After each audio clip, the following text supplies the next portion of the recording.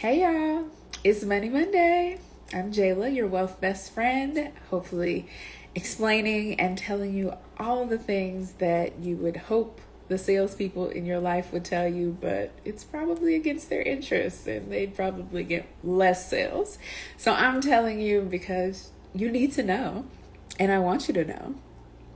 Last week, we kind of chatted about home refis and home ownership, and I got a lot of questions. So this week, we're talking about home buying. I figured I'd bring it back for y'all since there are so many questions and there's so many things that go into home ownership and home buying, and it's a tedious, complex process. But I got you. Don't worry. All right. So let's get into it. I always start with one thing that if you don't continue watching this live, you know.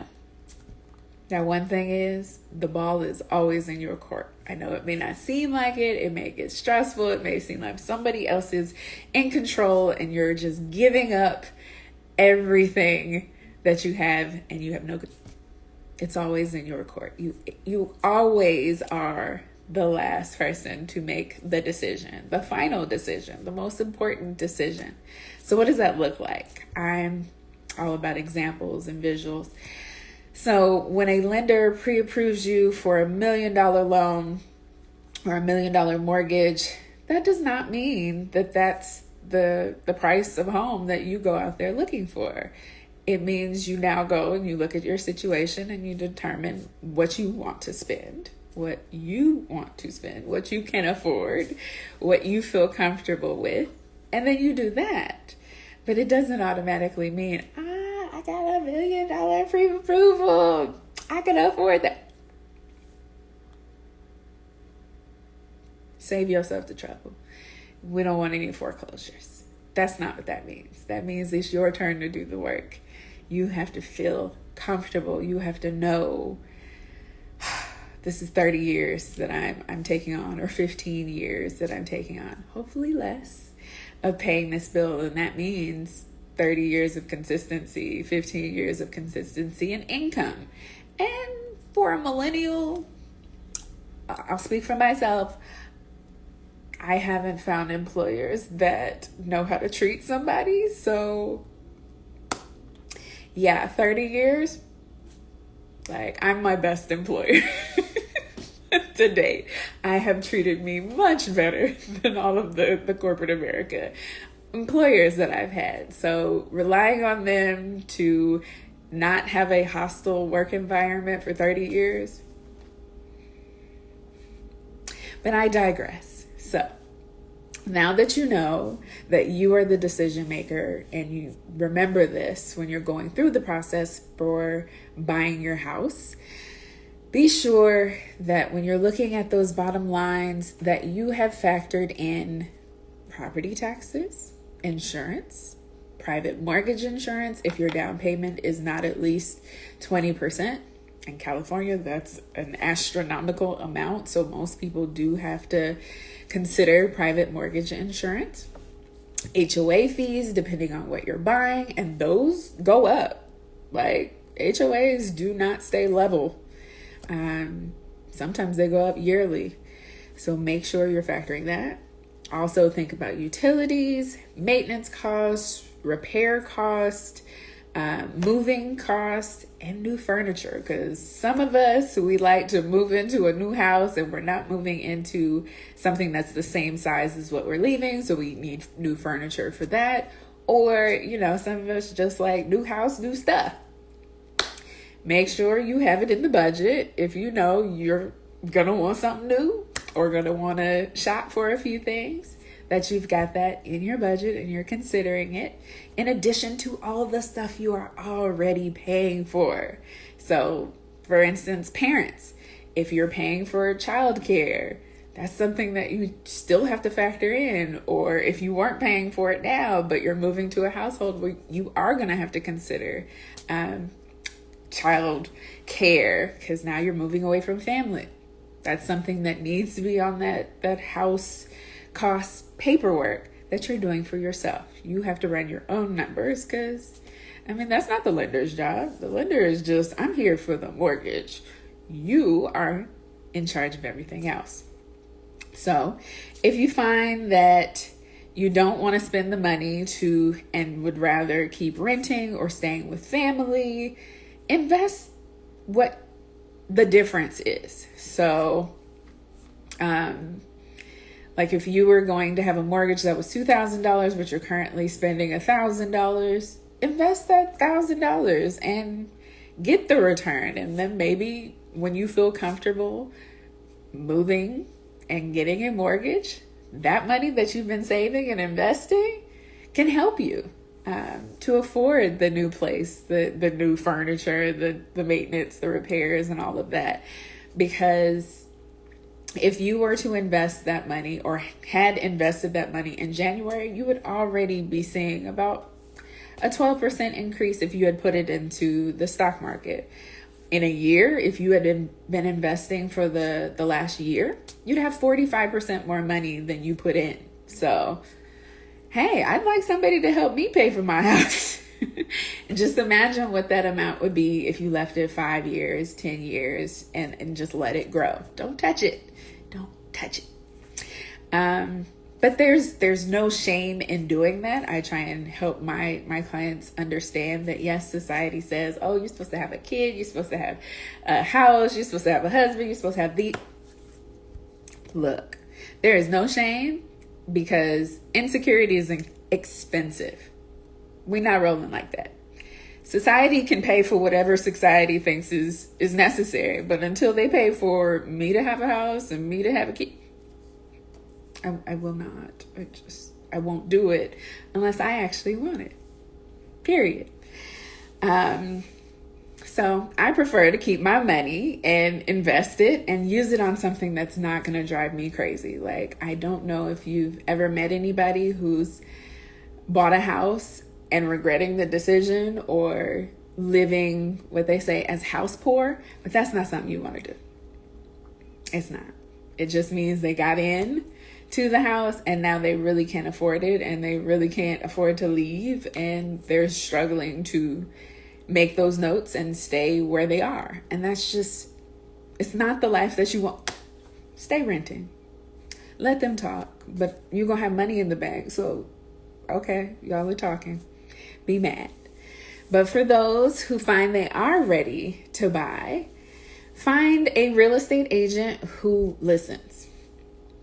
I know there are lots of real estate agents out there. There are lots of really good real estate agents. Sometimes you have to interview because they are crucial. They are your negotiators. They are the ones who know the market. They know what's realistic. And in California, it's ugly out there. There are like 78 offers on every property, and they'll know how to move in that environment. But they also have to be able to understand, like, look, I got $1 million pre-approval, but that's not what I'm trying to buy. I'm trying to be in the 500,000. If they're capable of listening to you, then they will respect that boundary and they will show you only the 500,000 where you decided to be. So make sure you get somebody who listens, because this is one of the largest purchases that you will probably ever make. And you need some good people on your side. Also, to get a good loan, you want to make sure to get a good loan officer. Now, I know most people just go with their major bank or their credit union, but the transparency required in this situation, you're giving them your financial life, every financial document in your life and explaining everything.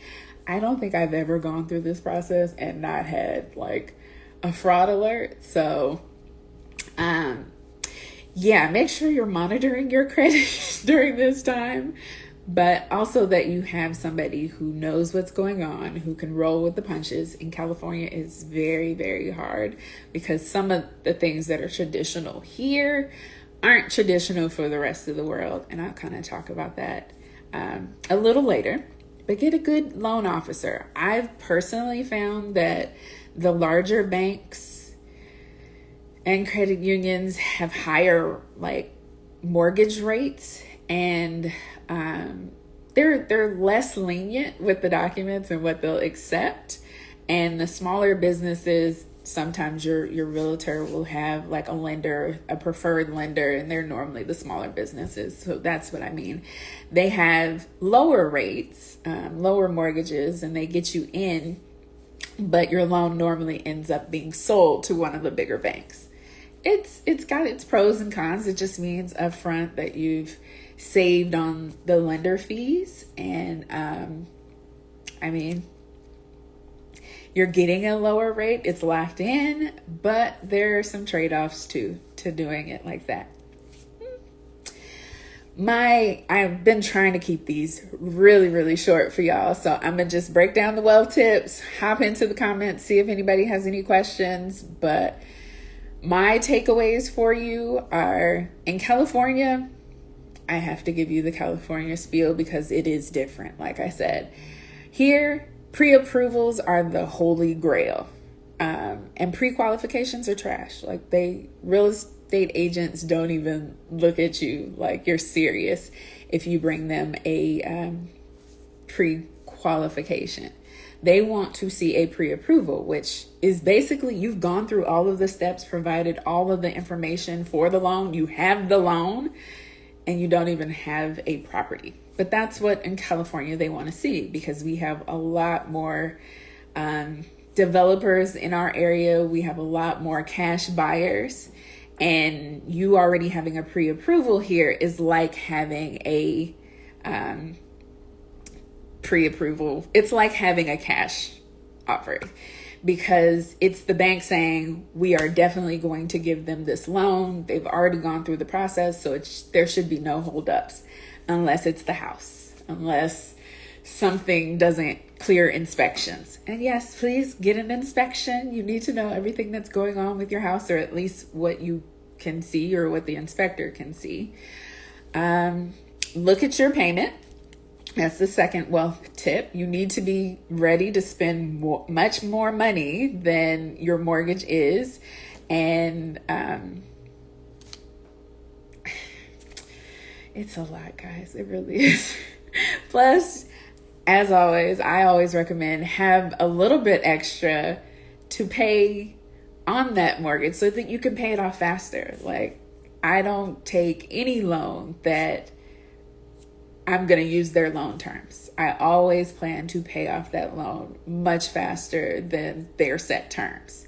Make sure there are no prepayment penalties. Most companies don't have any. But so if you give me a 15-year loan, maybe my goal is 3. I have a 5-year car loan. My goal was 2. Hit that. So that's what that means. Have extra money to throw at that monthly payment so that you can pay it off sooner. Get away from some of the interest. You'd be surprised how small amounts of additional payments make the biggest difference. Get a calculator for your down payments. Know exactly what 10%, 3.5%, 20% is going to do for your monthly payment, and make sure that you have those amounts. Student loans. If they're in deferment, if you have student loans and they're in deferment, like a lot of us do right now, it still counts towards what you can afford to your lender. If your student loans are showing a zero balance or not zero balance, a zero monthly payment, that's different from a deferment. So they should accept the zero payment, but they will not accept the deferred. So know that it's going to count against you. It's something that you have to factor. What you don't want them to do is factor like that you owe 1% of the monthly payment of the total as your monthly payment. You want to get as close to what they would actually charge you. I know one time I was going through buying a property and I actually took my loans out of deferment so that I could get the loan. Because if they took 1% of what I owed, I was like, no, that's not going to work. And it was cheaper for me to actually start paying them to get my mortgage. So know that you're probably going to have a strategy for this. And that's why you got to sit down and know these numbers and do the work. Also, my last point is have your credit monitored. Like I said, I've never gone through a refinance, a home buying situation where I didn't have a fraud alert on one of my credit cards, on one of my accounts, because you're giving your social to random banks. You're going through this pre-approval process. Your information is all over the emails. The dark web is out there. So have your credit monitored so that you know anytime somebody's pulling your credit, you know anytime somebody's making purchases without your knowledge, all of that. Other than that, I think we went through it. That was home buying in a nutshell, things that I want you to know, things that I want you to think about. Let me go to the comments to make sure you guys don't have any questions. I am around for the rest of the day. If you have anything, feel free to DM me. I'm here. Hi, everybody who joined. Thank you for joining. Oh, look, the Ivy Investor. Am I ready for home ownership? No, but here I am. That's okay. It is okay not to be ready. I jumped in, I think, 2011. I didn't know what the heck I was doing.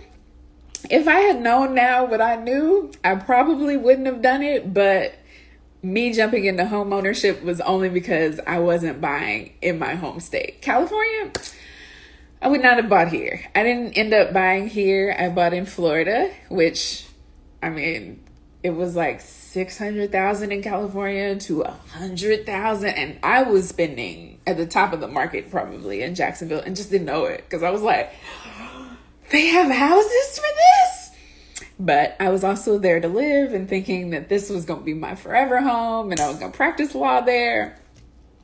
Your girl was back in under a year because life and being a military spouse. So was I ready for home ownership? No, but I still have that home to this day, and it's been making money ever since. It's paying its own mortgage, so to God be the glory on that one. I didn't intend any of that, but he made a way. Any recommendations for credit monitoring? Good question. I actually had my credit monitored with a whole bunch of entities, but I think the one that I love the most is probably AAA, because they're the most thorough, and I don't have to pay for it because, but I think technically I pay for it because I have AAA's service, but that's really just for the car. So it's an additional benefit of AAA. Also, I had it through USAA. So for all my military members, USAA does credit monitoring for free.